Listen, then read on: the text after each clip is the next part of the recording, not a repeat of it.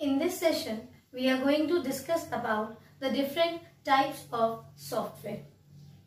When we talk about software, we understand that software is a collection or set of some programs. What are these programs? How it is helping a computer? Take one example. Suppose you give the printout command. How is that just by pressing one button or clicking on the print icon, you get the printout? What is happening actually the moment when you press that print command? There is some related software which informs the computer that the machine has to now print the documents which are on the screen. Otherwise, printer is simply a hardware. We have discussed before also. Take example of a human body. Hands, face, everything what you see and feel, these are tangible parts, hardware. But only with hardware can we work. No, we need brains. We need common sense. We need our senses. Correct? So, including both our hardware and our software, that is our 5 senses, then only our body will work properly. Same way in computer system, we know we have both hardware also, and inside the system its related programs are stored. Take for example, I gave you the example of this hardware printer. As you, this is suppose attached, this is your CPU. Okay. Now, printer is attached with the CPU. And when you click here or select the print option, immediately you will see the printouts getting out of the printer. You are getting the printouts. Why? Because of this printer, its related instructions and programs are stored. Have you understood? That is what is helping the printer to work when the print command is given. So that is the software. That is also we will discuss in detail in which category these fall. So you basically understood what is happening. That simply with hardware individually or with the software, computer cannot work. Yes, to make the working of the computer, to make the hardware compatible with the computer, its related softwares are needed. So software is a set of programs that instructs the computer how to perform the task. We have 2 types of software: system software and application software. See, we have system software and the other type of software is the application software. The basic difference between these two is that when the softwares work for the system on its own, where there is no need of the interruption or help or assistance of any user. Take for example, whenever you open your devices like desktop or laptop, on laptop you will see on the title bar or on the desktop you will see at the taskbar. Every time when you open, you will see the correct date and time. Automatically it gets changed every day. We are not changing it. We are not setting or making the changes do every night or every morning. Automatically the system is working, changing and displaying the current date. If you take pictures from your device and if there is low storage, it will give you a message. A message will be displayed on your screen that insufficient memory. Kindly delete some files, and it will also help you in locating those file lists also. Correct? So what is that? That is being managed by the system. Basically, if you see, we are unaware about our memory devices. Yes or no? We do not know how much we have stored in our device. How much is left. Correct? So system is dealing with your memory management. Or when you save your file, sometimes you move it to gallery in mobile or you shift it to some other drive like Google Drive or any other location. you transfer the file to. Correct? So what is happening? When you by default take a snap, it goes to the gallery automatically. You every time take a snap and you know from where you can see those images or the snap outs which you have taken. So who is helping in managing these files? We are not helping the system. We do not know rather why it is going directly there. It doesn't make a mess. Like if you take a photograph through your cameras, and it will not happen that you are searching on your mobile where it has gone, in which folder it has gone. Yes, automatically you know that if you take a snap, it will go to specific folder.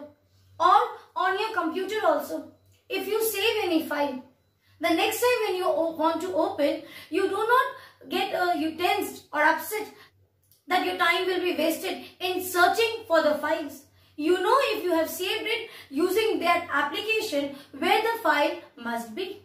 So this is the work of system software, where the management is done entirely by the system itself. There is no interruption by the user. We are not involved in any of the working of system software. The resources are being managed by the system itself. So that is the meaning of system software.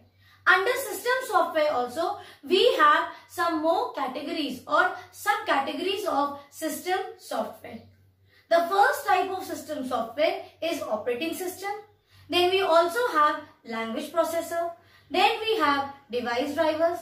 And the last one is utility software. So all these four types of software fall under system software. So now we know that under system software we have subcategories: operating system, language processor, device driver and utility software.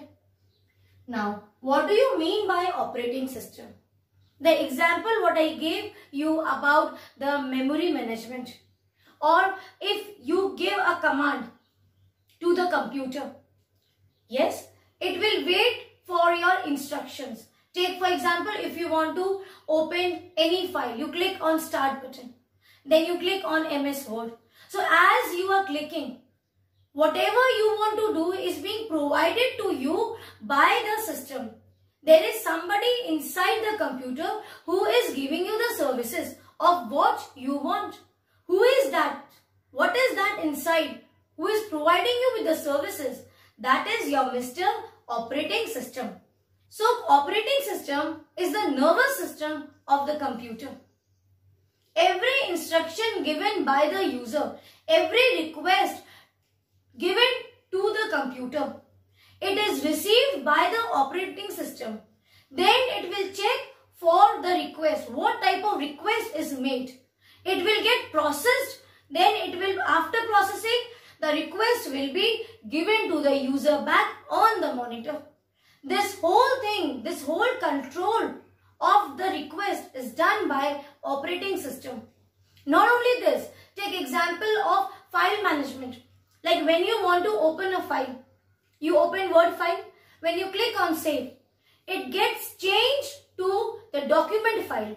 Automatically you will see if you write ABC. Suppose you click on Ctrl S, save dialog box will appear. Now if you suggest a name, that save it with the name ABC.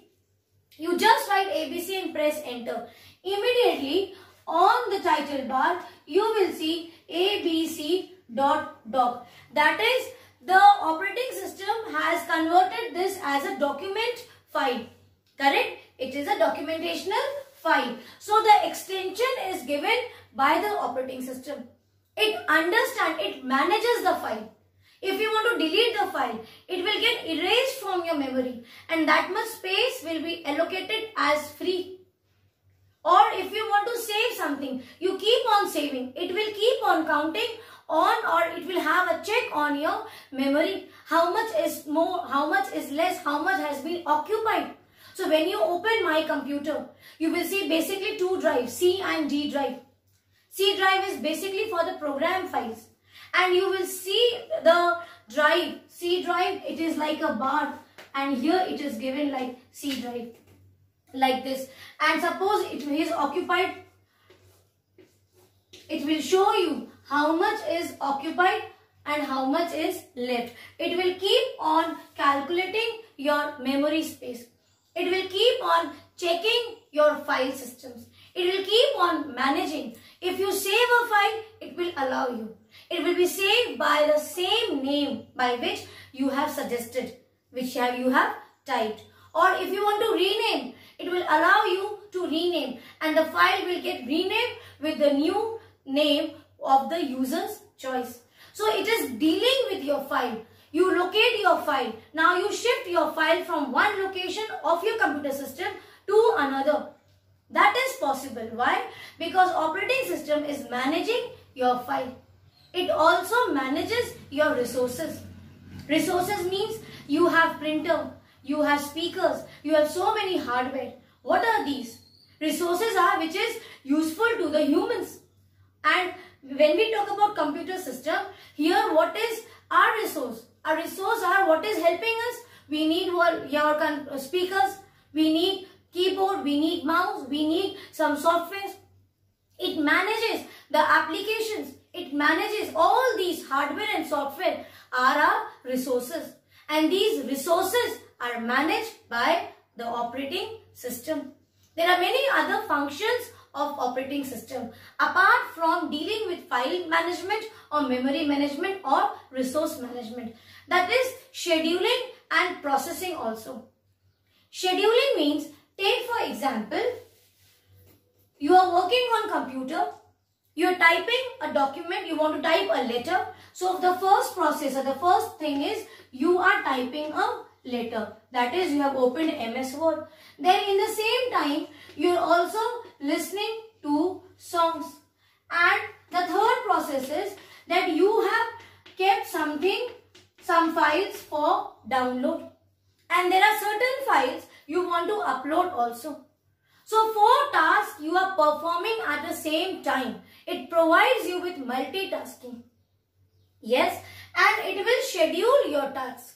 Suppose when we talk about downloading, take for example, this example P3, the third process where you are downloading 3 files. Suppose P31,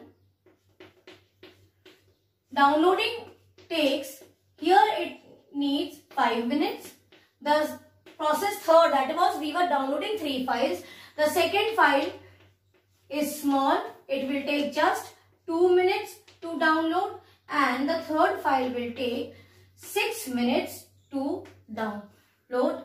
Okay. So now what will happen? The operating system will keep a schedule, will set these processes under scheduling. Scheduling means it will set some time slots that each process will get 2 units. Let us not talk about minutes, let us talk about units. Suppose units. So the operating system will set some time slots. Say for example, each processor or each process program what is getting downloaded, you will get only 2 units first time, and then the grant will be taken and given to the next process. Correct? So 2 units will be given. So here in the first process which is getting downloaded, 5 units are needed. So after 2 units, the grant will be taken. The permission of getting downloaded here will be stopped and will be, that is revoked, and will be given to the second one. Okay, this processor.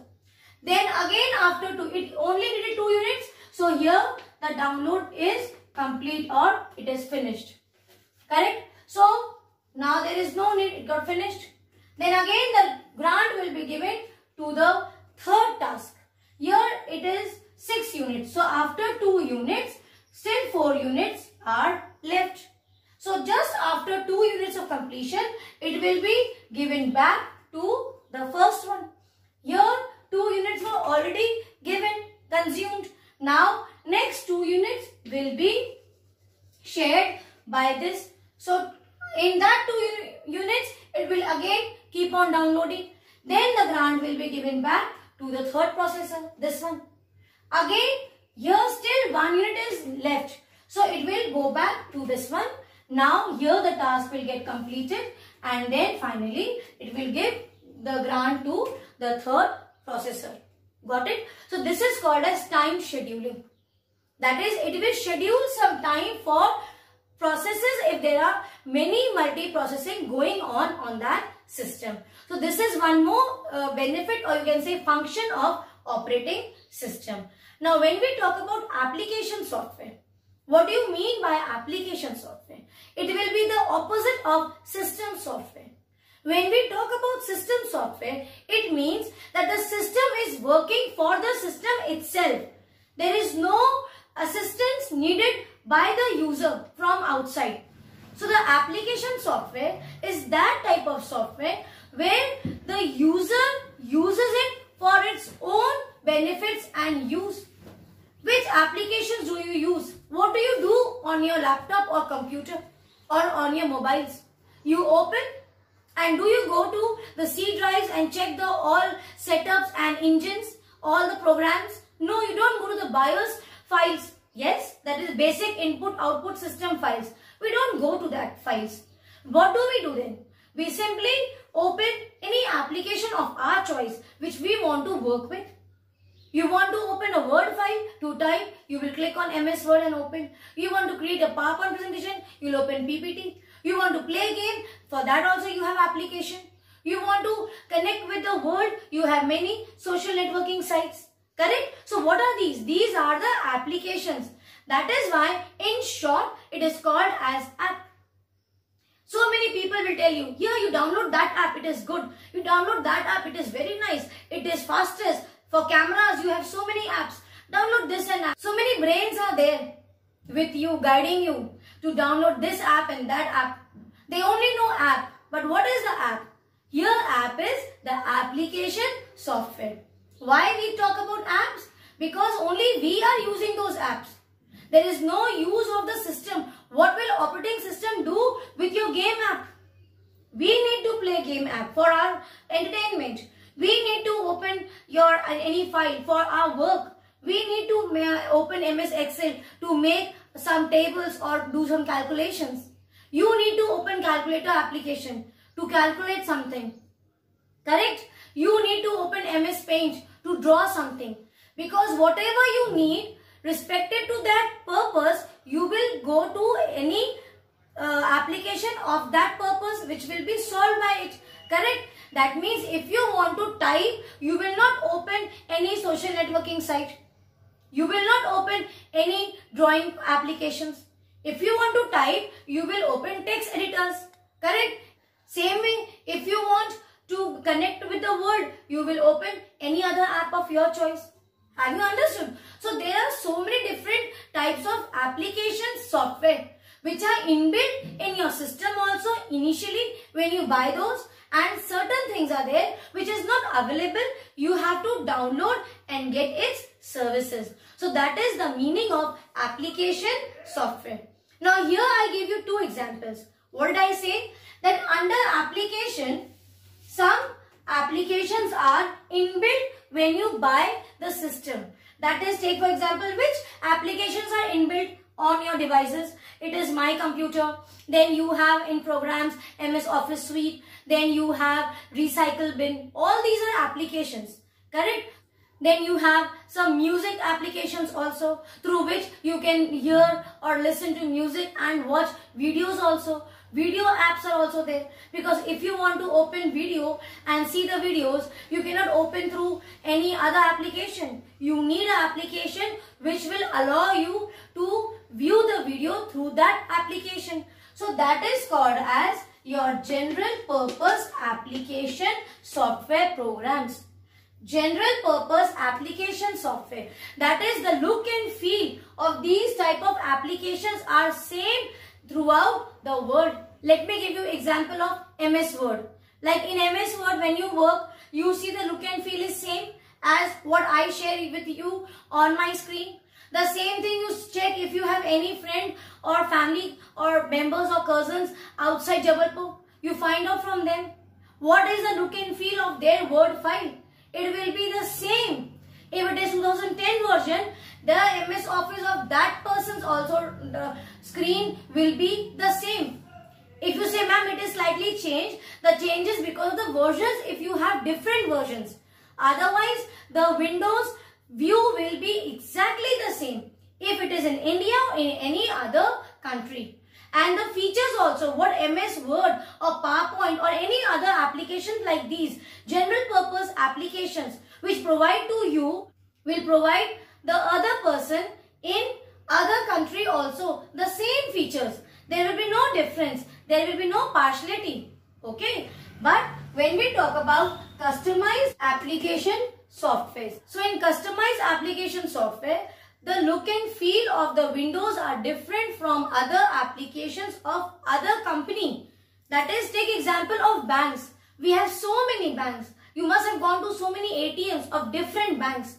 You will see that when you take out, do some transaction using those ATMs and the receipt is given to you. The look and feel of the receipt is changed, is different. The printouts of those receipts are different. Or even if you have happened to see the screen of the ATMs, what screen SBI is having, the same screen the ICICI Bank must not be sharing. The look and feel, the color, the font size, the style, the view of the windows are different. Why? Because they have made the programs, these softwares, by hiring some programmers, and individually according to their choice, they have created these application programs. Correct? Take other example of the receipts of grocery shops. When you go to Big Bazaar, you must have seen when they enter your products entry through the barcodes. You will see the way they are entering. It is written. The screen of that company is different from the screen of, take example, compare this with the supermarket, Reliance Supermarket. The way they enter, both are using the barcoders to read the rates from the products. Okay. So you will see through barcoders, the employees of either Big Bazaar or Reliance, they flash it on the product and the information through the barcode is given or it gets fetched to the system.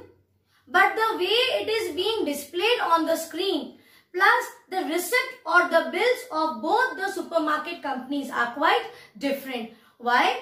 Because they have made their customized applications. That is not the general purpose application.